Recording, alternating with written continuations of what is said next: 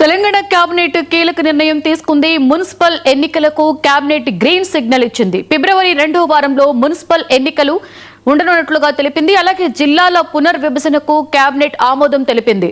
Retired జడ్జితో commission ఏర్పాటుకి నిర్ణయం తీసుకుంది cabinet.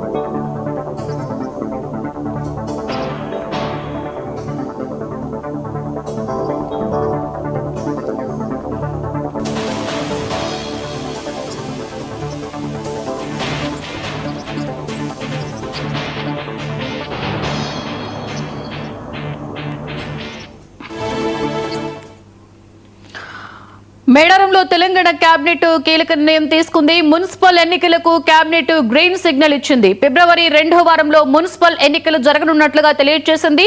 అలాగే జిల్లాల పునర్విభజనకి కూడా కేబినెట్ ఆమోదం తెలిపింది. రిటైర్డ్ జడ్జితో కమిషన్ ఏర్పాటుకి కూడా నిర్ణయం తీసుకుంది తెలంగాణ కేబినెట్. ఇదే అంశం మీద మరింత సమాచారాన్ని మా ప్రతినిధి రాజ్ కుమార్ అందిస్తారు. రాజ్ కుమార్, తెలంగాణ కేబినెట్ పలు కీలక అంశాలలో పలు నిర్ణయాలు తీసుకున్నట్లుగా తెలుస్తుంది. ఓవరాల్ డీటెయిల్స్ ఏంటి రాజ్ కుమార్?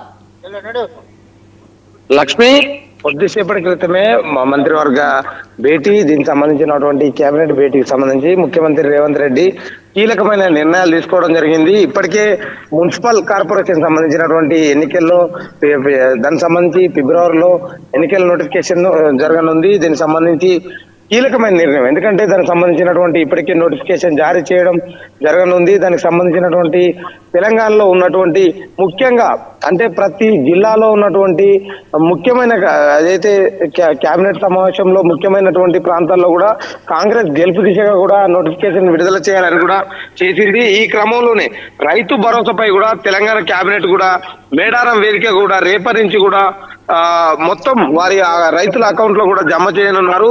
దీనికి సంబంధించి ఇప్పుడు కొద్దిసేపటి క్రితమే కూడా ఈ యొక్క సమ్మక్క మేడారం సంబంధించినటువంటి దాంట్లో మంత్రివర్గ సమావేశం ముగిసింది.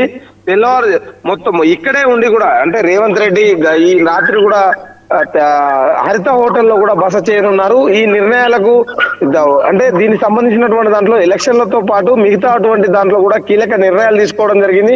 ఈ నిర్ణయాలు ఒక సంచలనాత్మకంగా కూడా చెప్పుకోవచ్చు. ఎందుకంటే ముఖ్యమంత్రి రేవంత్ రెడ్డి ఇలాంటి ఒక అడవిలో ఒక ఆదివాసీ సంబంధించినటువంటి సాంప్రదాయాలకు మేడారం సంబంధించినటువంటి సీతక్క ఏదే అత్యంత సన్నిహితురాలుగా చెల్లెగా కూడా భావించేటువంటి ముఖ్యమంత్రి రేవంత్ రెడ్డి కొన్ని హామీలు కూడా ఇవ్వడం జరిగింది. మేడారం సమ్మక్కకు సంబంధించినటువంటి 200 కోట్లతో కూడా అభివృద్ధి చేసినటువంటి తరుణంలో ఆ యొక్క జాతరకు సంబంధించి కొన్ని ఆదివాసీ సంబంధించినటువంటి సాంస్కృతిక కార్యక్రమాలు కూడా ఏర్పాటు చేయడం జరిగింది. ఈ కార్యక్రమాల్లో ముఖ్యమంత్రి రేవంత్ రెడ్డి కూడా పాల్గొనడం జరిగింది. ఇలాంటి కార్యక్రమాల్లో ఇప్పుడు స్థానిక సంస్థలకు సంబంధించినటువంటి అంశాలు, దానికి సంబంధించినటువంటి నిర్ణయాలు తీసుకోవడం జరిగింది. ఇప్పుడే కొద్దిసేపటి క్రితం తెలంగాణ మంత్రివర్గ సమావేశం కూడా వేదిక కూడా కొన్ని భేటీ సంబంధించినటువంటి కొన్ని కీలక నిర్ణయాలు తీసుకున్న నేపథ్యంలో మున్సిపల్ ఎన్నికలకు మాత్రం కేబినెట్ గ్రీన్ సిగ్నల్ కూడా తీసుకోవడం జరిగింది. ఫిబ్రవరిలో తెలంగాణ మున్సిపల్ ఎన్నికలు నిర్వహించేందుకు కూడా సన్నద్ధం కూడా అవ్వడం జరిగింది. దీనికి సంబంధించి జిల్లాల పునర్విభజన కూడా కేబినెట్ ఆమోదం చెప్పింది.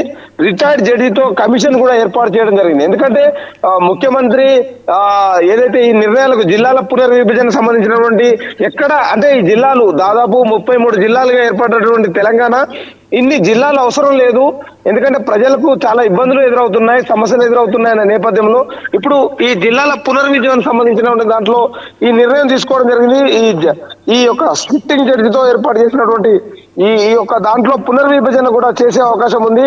ఎన్ని జిల్లాలు కుదింపు చేస్తారనేది తెలియనప్పటికీ జిల్లాలకు సంబంధించినటువంటి అంశాలు ప్రతి ఒక్కటి కూడా ఎందుకంటే ఎక్కడెక్కడ ప్రజాసభ ఇప్పుడు ఒక్కొక్క జిల్లాలో కొన్ని జిల్లాలు అవసరం లేని ప్రాంతాలు కూడా చేయడం జరిగింది. ఇది కేవలం అనాలోచిత నిర్ణయం వల్లనే జరిగిందని కూడా వీళ్ళు నిర్ణయానికి వచ్చినప్పటికీ కేబినెట్ నిర్ణయంలో ఏ జిల్లాలు కుదిస్తారు, ఎలా కుదిస్తారు, దానికి సంబంధించినటువంటి సిట్టింగ్ జడ్జితో కూడా ఈ యొక్క సీట్ ఏర్పాటు ఏర్పాటు చేయడం జరిగింది. ఈ ఏర్పాటులో భాగంగానే తెలంగాణలో జిల్లాలు మాత్రం కుదించే అవకాశం ఉన్నట్టు స్పష్టంగా తెలుస్తా ఉంది. అదేవిధంగా ఈ మున్సిపల్ సంబంధించినటువంటి ఎన్నికల్లో మాత్రం గ్రీన్ సిగ్నల్ ఇచ్చింది. వాళ్ళు ఎన్నికలకు ముందుకెళ్తున్నారు. దీనికి సంబంధించినటువంటి ఎందుకంటే ఇప్పుడు మొన్న జరిగినటువంటి ఎలక్షన్ లో కూడా గ్రామ పంచాయతీ ఎలక్షన్ లో కాంగ్రెస్ ఎక్కువ స్థానంలో కూడా గెలవడం జరిగింది. అందుకే అనుగుణంగానే ఇప్పుడు మున్సిపల్ ఎన్నికలు కావచ్చు, మున్సిపల్ కార్పొరేషన్లు కావచ్చు, దీనికి సంబంధించినటువంటి ఎన్నికలన్నింటిలో విజయం సాధించే దిశగా కూడా ఎన్నికలకు సిద్ధంగా ముందుకెళ్తున్నట్టు తెలుస్తా ఉంది. Right, thank you Raj Kumar.